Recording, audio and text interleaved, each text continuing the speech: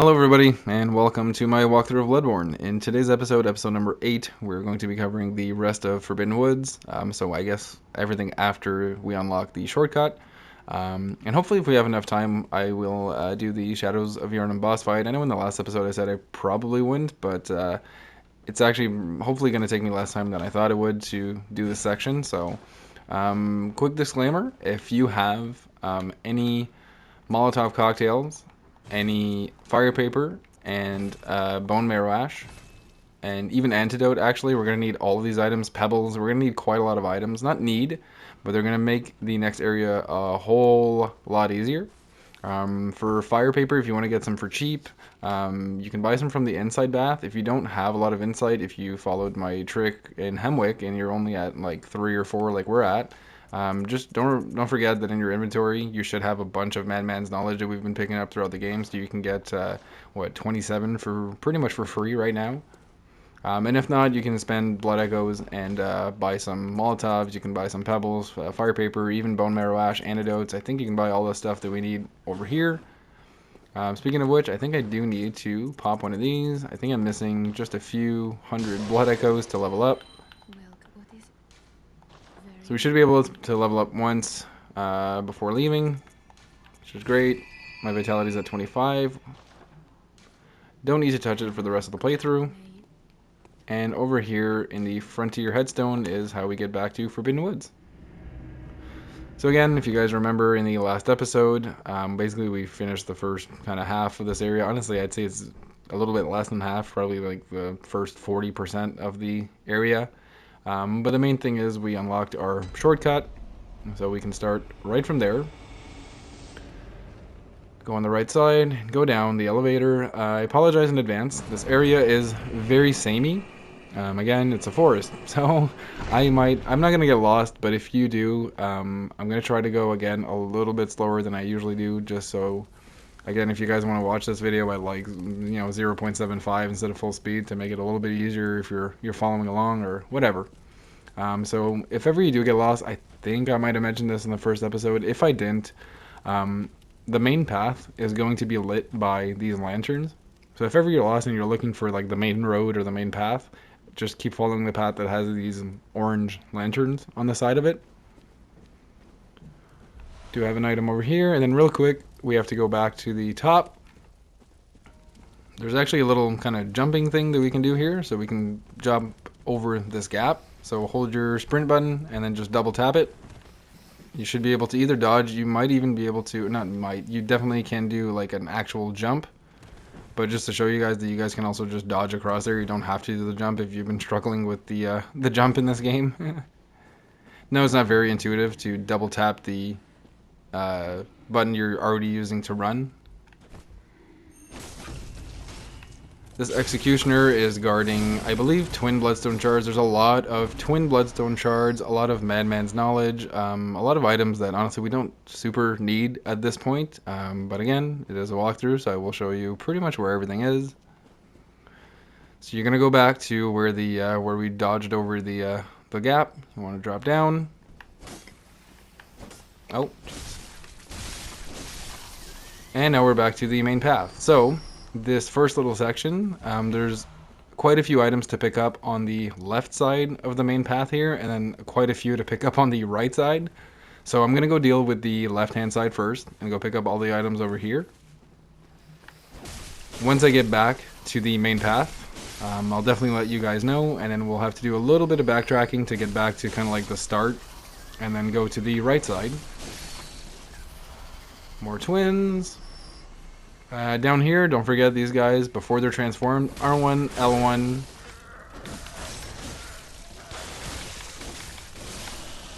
The second L1, this part of the attack, will pretty much always stun them out of that animation, so they can't transform.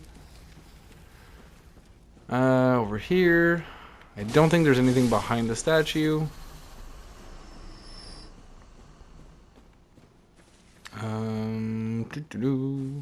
Okay, when you get to the Madman's Knowledge, I don't know if you can see that all the way in the distance, but there's what looks to be a big snake ball that's moving around. That's because that's exactly what it is. So just turn around. We were going to deal with that just a little bit later. Go to the left. And now we're back on the main path. Again, if you're unsure, just look for the lanterns lighting the path. Alright, again, we just need to backtrack a little bit further, probably past this lantern. Yeah, right over here, and then we can go on the right side to get the rest of the items that are over here.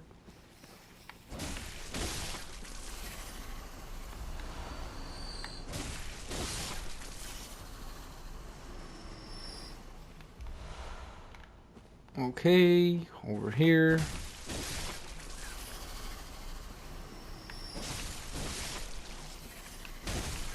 If you hate snakes, sorry, this area must really suck for you. Over here. I think that's it. Nothing else on that side. So I'm gonna go backwards. To go back to, again, the main path. Got an orange lantern, orange lantern. All of these orange lanterns are following the main path. So before we move on to this big pile of snakes, we actually want to go right. This also, by the way, that like red kind of cliffside with all the tombstone is also, at least for me, kind of like a landmark, or it helps me kind of place myself. Over here at this section, I call this, personally I call this the junction, because you can go up here, you can go down here, you can go down here, you can even go to the left here. Like there's so many areas you can go. So like this red light to me indicates that I'm back at the junction, if that kind of helps place things a little bit. Fire paper to help deal with these guys. Because of the snakes on their heads, you actually can't do a sneak attack. They'll be aware that you're around them. Oh shit. That attacks last way too long.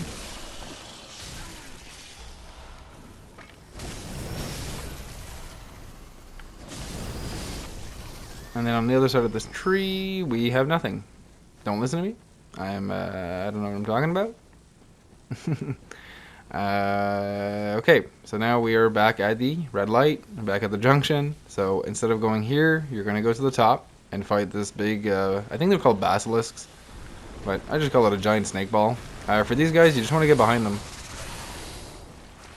Literally just stay behind them and they cannot hit you. As you can see, they are really struggling. So you can just pretty much wail on them for free. Over here. And then I believe, yeah, behind this monolith, I guess, we have the clear deep sea rune, which is going to give us, fitting for the area, is going to give us slow poison resistance. And the very top over here, we have, I believe, more twins. Yep. Lots of twin bloodstone shards. Alright, so this tree is where we fought the big basilisk. You want to go back down, right back down to the red light. We actually want to go deal with this big snake pile over here. As you can see, the big, the really big snake ball is going to do a range attack and start throwing poison at you if you're too far from it. So I usually, because there's a lot of other smaller snakes here, I usually try to get a little bit close and at least get them to notice me so they come by. Basically, you can stand here as long as you want. That big snake pile is not going to move. It's just going to keep throwing poison at you. I say that as he starts moving. Basically, why I'm waiting too is because I want to show you guys a funny little interaction. Is that you can get close to him to start baiting melee attacks. And then once he does, he's going to start walking close to you. And then you can basically just let him get burned by that fire. And sometimes he'll take an insane amount of damage from that fire, depending how long he stays there for. Which is kind of funny. There we go. Okay, now we want to turn around, believe it or not. I know this seems very convoluted and complex, but it's just because there's a lot of nooks and crannies and a lot of items, so there is just naturally a lot of backtracking to do.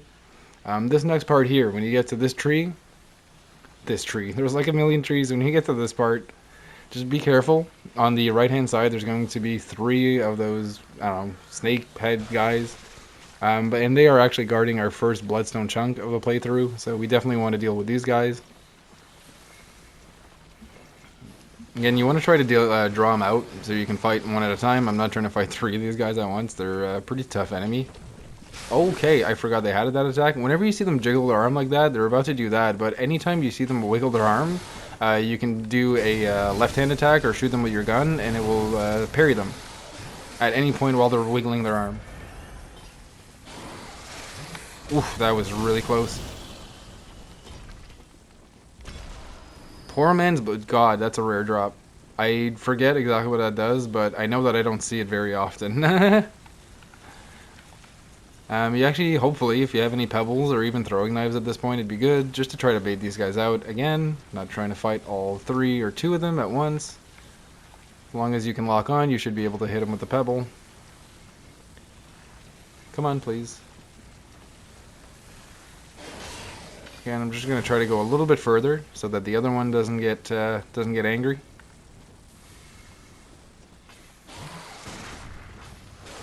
I don't even know what the parry is. I know you can parry these guys. I just don't know what the timings are on pretty much any of their attacks.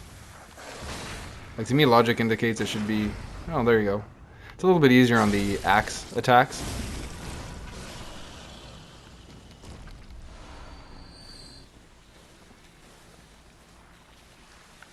Hopefully you have one left that's not looking at you and you can do a sneak attack. As long as the snakes aren't already coming out of his head, he won't be aware that you're behind them. If he's already transformed, then, you know, I'm assuming the snakes can see behind them, so they let him know. I don't know.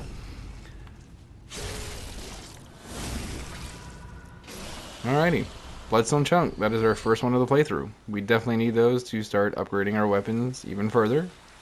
Down here, this 2 snake piles, you actually want to use... Oh, actually, I'm going to keep my fire paper because we are going to need it. Bone Marrow Ash. Bone Marrow Ash, I think it's the first time we use it in this playthrough, but essentially you use it, you put in your quick use item slot, you press square, and your next shot from your gun is going to be way stronger. So this does 235 versus a normal shot that does about 50. So yeah, we're just going to snipe these guys from distance. Again, just lock on. I know it seems like I'm shooting not at him, but trust me, you're locked on, it will hit. One more. As soon as they're dead, you can drop down. And you do want to kill them because they're guarding a few upgrade materials and also a rune. The Deep Sea rune is going to give you Frenzy resistance. Frenzy is another status effect that we haven't had to deal with yet. I don't think so. But it's very similar to like Bleed and other Dark Souls games. So if your bar fills up all the way, you'll take 75% of your max HP as damage. So quite a lot. That, by the way, on top is where we just were. So we dropped down here, and now we're swinging out this way. Another big snake pile surrounded by smaller snakes. So actually, if I have Bone Marrow Ash, I think I'm just going to do that. Save a little bit of time. Actually, I do want to save 2. Just because there is another snake pile a little bit later on. It's going to be a little bit easier. The main reason why I'm saving the Bone Marrow Ash for the next big snake pile is because he's kind of tucked away in a corner and it's really annoying to fight him. So that, even Molotovs would help. You'll see when we get there. Do not go down here yet. That's actually going to be our way back to the boss arena, but for now, I don't know if you can see that gate, but it is definitely locked, so you're going to have to go all the way back around anyways. So just avoid that. We're going to go up here real quick and pick up some, I think, free blood echoes. Yep. Going to go down here. Alright, so again, kind of... Oh, shit. I kind of want to fight that guy now, so I don't have to deal with him later. Nice. So when you see them do that, and you hear that whistle, he's about to spawn in snakes, I usually just walk away. That way, this guy will follow you, the actual enemy will follow you, and then the snakes basically just stay there. It takes a while for them to get to you. So that way you only have to deal with this guy, you don't have to deal with the snakes that he just summoned in.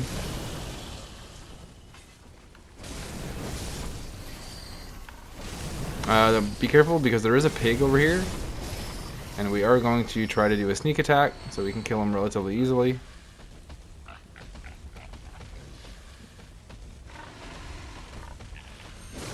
Alright, check for worms. There is another one of those guys with the snakes coming out of his head somewhere. Don't know where he is. Not sure where he is. Okay, So where we just killed the pig, try to remember the spot, because again, for me personally, is another landmark that I use. This monolith right in front of the pig. So from that area, you want to go up this cliffside, or you want to go up this route. This, by the way, what I'm going to be showing you is kind of optional. It's basically just for an attire. I think there's another twin bloodstone shard over here, but it's mainly for the attire. There's an attire over here, and they kind of split up the attire where you can only get the headpiece, or the only way to get the headpiece is by performing this jump over here. So again, another gap that you have to jump across. And as you can see, over here is the, I think the grave guard mask, and then the rest of the attire is down here. So just to piss off some of you completionists out there, you do have a kind of a tough jump to do to get to the mask. This, by the way, where we just dropped down, is right back where the pig was, in front of the monolith. This is the snake pile I was talking about. Again, just annoying to fight this one because he's tucked away in a corner, so you can't really get behind him reliably. So I just try to spam bullets at him. Hopefully you have bone marrow ash. If not, Molotovs would work well here too. Actually, I guess I can show that. Dodge. Throw a molly. Dodge. Oh, preemptive dodge. Throw a molly. And there you go. So ignore the main path for now. Again, path lit up by the lanterns. Ignore that for now. We actually want to go back up this way. Again, this is where we fought the pig. We actually want to go this way. There he is. A little late there, bud. Kind of greedy, but just went for a free hit. Again, whenever you hear him do that whistle and the snakes start coming out of the ground, just get away from him. Just run a little bit further. That way you only have to deal with him and not the rest of the snakes.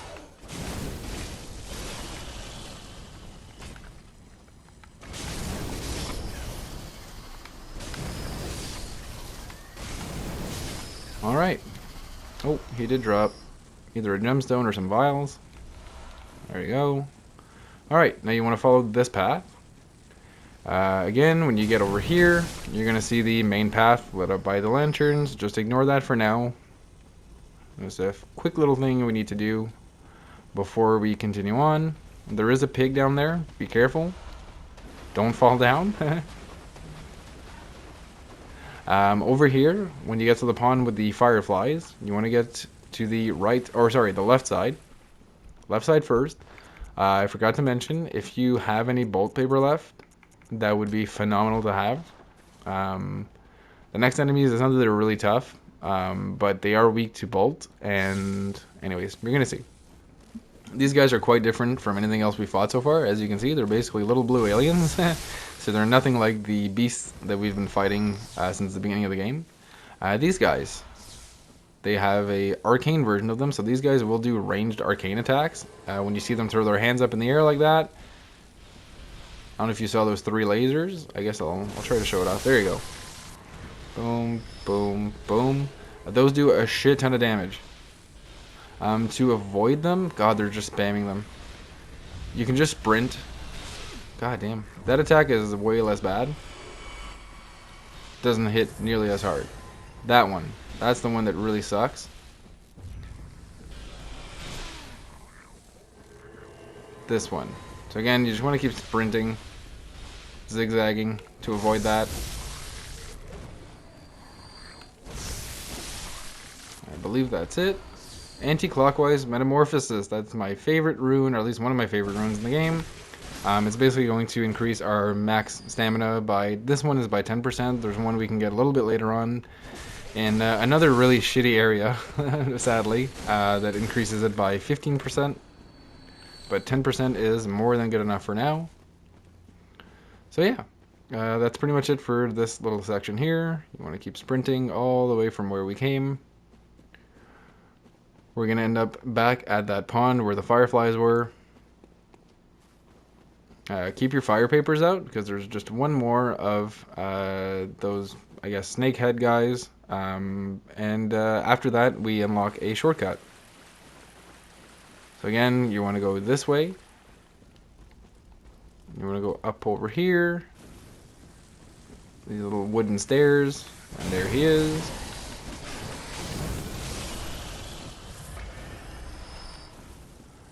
And right into this room over here is another shortcut. I'm not going to go back to the dream just yet. I am actually going to pretty much, I guess, fully open up the level and all of the doors and shortcuts so that we're ready to go for the next, for the boss fight. Just if you're wondering where we are, I don't know if you remember in the last episode when we got to the first shortcut, to the big one. You get to this area, there's the bridge, and a little bit past that bridge is how we get to the shortcut. So you actually want to go back down here, back down the elevator. You can send it back up if you want. So I guess I'll talk about it a little bit later on, but just remember this route that we're taking right now from the elevator. So we're walking all the way over here. You want to go down here. Again, we're back at the pond with the fireflies.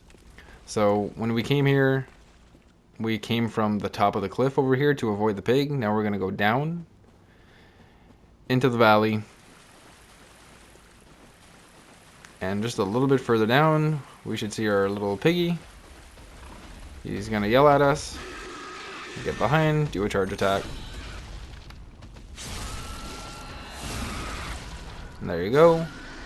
I believe we actually have another rune in here to pick up, guarded by these long-armed dudes.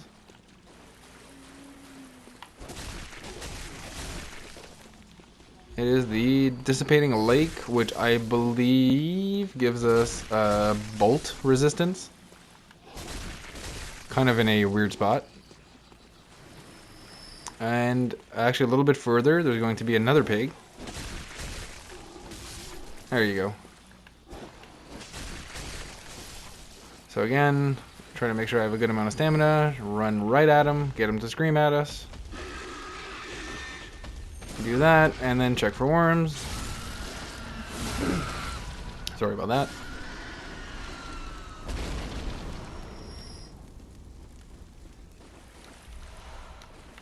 One, two, three. Alright. And we're pretty much almost there. Actually, no, we are there, pretty much. So when you get to this junction, left-hand side is the boss arena. Do not go in there yet. We have something very important to do. You need to go to the right side. Just keep running along the right side. And this is the gate I was talking to you about. We can finally open this up. So this is the route that I take. I take this door to get back to the boss fight. So basically the reason why I'm bringing that up is because there's basically two routes you can take. Oh, actually that is the clockwise metamorphosis. Is going to give us plus 5% HP. So yeah. This route versus the other route. So if you remember when we took the elevator down just now when we ran by the two pigs and all that stuff, so you can get to the boss arena that way, or you can get to the boss arena by taking this path that I'm going to be taking now, essentially. I think this path is faster, mainly because we don't have to deal with any enemies. On the other way, where you have to run by the pigs, you have to run by the pigs. And why, at least to me, that's risky is because the pigs tend to do charge attacks. Once they scream, if you're too far from them, they will run at you. And if you're either not paying attention or you miss dodge or, you know, shit can happen and you can essentially get one shot by the pig. And that's, you know, really not fun when you're, you know, 75% of the way to the boss arena and then you get one shot. Like, it's really not fun. So yeah, anyways, long story short, everything is opened up, all of the shortcuts, everything is, like, the area is pretty much 100% completed. All we need to do now is do the boss fight. So I'm actually going to use a Bolt Hunter Mark to get back to the lantern, and then we're going to go back to the dream and level up before the boss fight. Alright, so now that we are back at the dream, actually the first thing I'm going to do is I'm going to repair my weapon, because I'm sure it needs to be repaired. And actually, while we're here, might as well check our blood gems, because I think we picked up quite a lot in the last area. Actually, I'm curious, what does this do? Poor man's, add slow poison. Huh, okay. Sorry, it's not the first time, but it's been a while since I've seen that blood gem, so I was kind of curious as to what it does. Sharp, geez, what's the best one here, actually? No, yeah, definitely one of these guys over here. Probably this guy here. Okay, cool. More damage. Never a bad thing.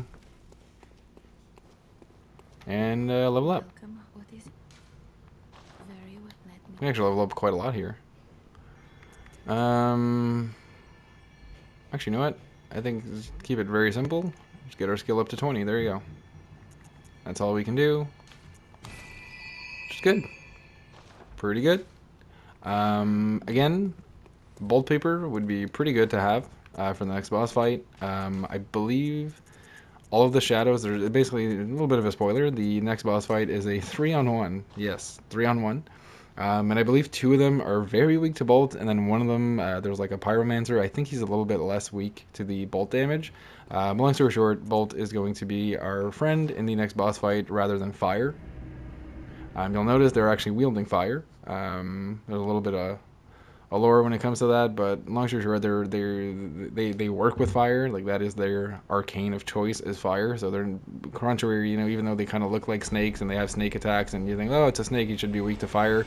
The shadows are actually weak to bolt. So we're going to go to the shortcut. Again, this is the route that I take. I think it's a little bit, it might be a little bit longer, maybe by like a few seconds, but it's way safer, in my opinion. Honestly, the hardest part about it is not getting lost. So I'm going to try to do this walk, pretty much walking speed. So again, you guys can have a general, but honestly, we're pretty much going to be following the main path up until we get to that junction that I talked about earlier, where there's that red light on the cliffside. Again, that's why, at least to me, I've made a lot of mental notes about landmarks in this area, just because it's almost necessary for you to not get lost.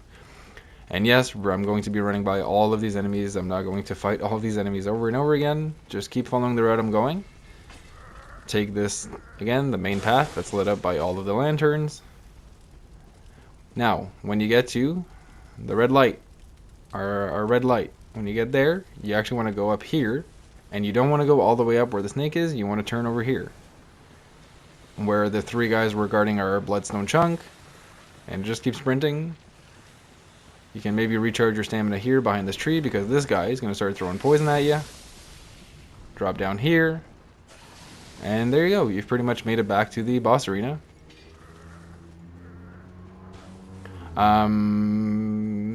I think I did give a disclaimer in the last episode. I don't know if you guys remember, but we killed the NPCs from this area.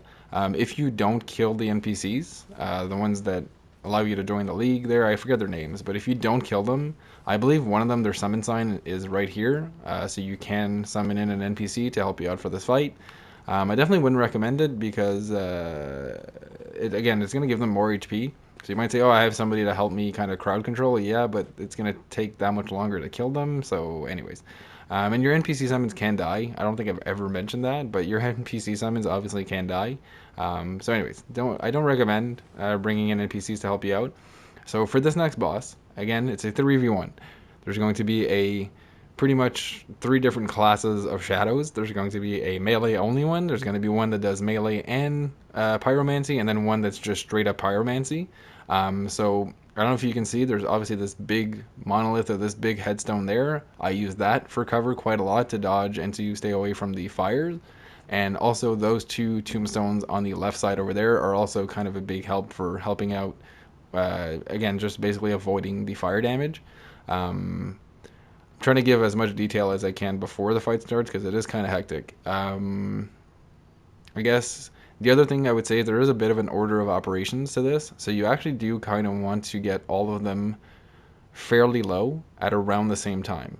The reason that is because when one of them, and only even just one of them, gets to a certain threshold of HP, they'll all transform, and they'll all get even, pretty much better attacks.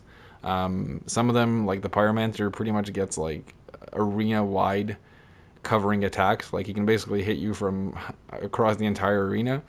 So just beware of that. Again, that's why you'll see that I don't just target one. Again, your brain is probably going to tell you just focus on one. It's not a bad idea, but don't get them past half HP is, I guess, I would recommend. But yeah, we'll see how this one goes. When you spawn in, again, I immediately get to this side to kind of protect myself from whatever's going to come at me. The sword guy is actually really easy to parry. believe it or not. And that's a really big weakness of this boss, I guess, is the one that's parryable, is a little bit on the easier side. Another really funny thing is the Pyromancer, anytime you hit him, he's going to dodge. So just R1, he dodges. Alright, like he almost always does that, and you can see that we'll abuse that a little bit later on. Parry. I should probably heal up here just in case. I actually should probably go hit the Pyromancer a little bit. Hit him once, maybe hit him one more time. Ow, dude. What do you mean? The fire does curve, as you can see that. Kind of fucking bullshit. I'm trying to get the melee guy to... There you go. Come on. Do an attack. Okay, got it. Should be able to wail on this guy a little bit. They're going to transform, because that one hit, you know, pretty low HP there. Ooh, bolt paper. I'm going to swing once.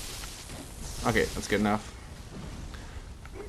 This guy's going to get a stretchy arm attack now. Oh no. Well, whatever. I thought he was going to die from that. A little unfortunate. Ooh. That was something. As you can see, that tombstone is my best friend right now. Except for that. It let me down when I needed it the most.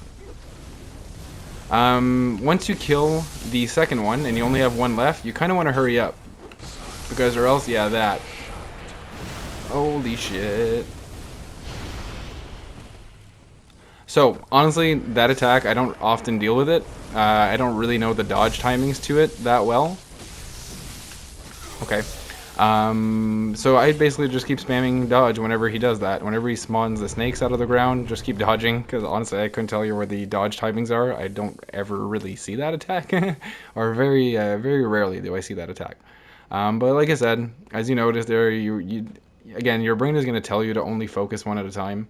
But when they start transforming, again, it's just going to make it so that, you know, one of them is going to be at his heightened form for an even longer amount of time, allowing him to do, like, all three of them have kind of a special attack like that. Like, that one specifically spawns the hydras out of the ground.